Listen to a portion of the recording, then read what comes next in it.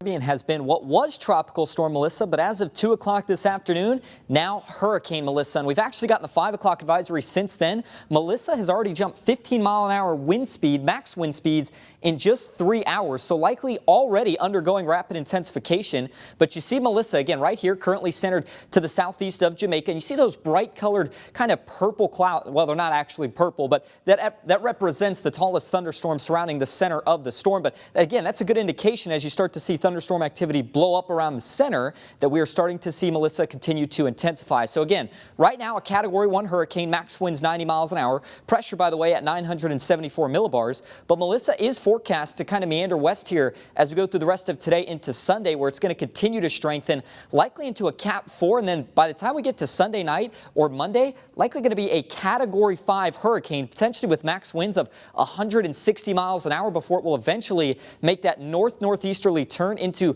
likely looking like the first landfall here is going to be Jamaica. They've already had hurricane warnings issued for that island, and then it'll continue to track further to the northeast, where it could potentially make a second landfall somewhere in East Cuba, and then eventually gets pulled through the Bahamas into the open Atlantic. So this storm obviously going to be very brutal for the Caribbean islands, but it does look like it is going to stay well east of the U.S. Computer models continue to tighten up on that being the exact consensus. So we'll keep you up to date on Melissa, but the other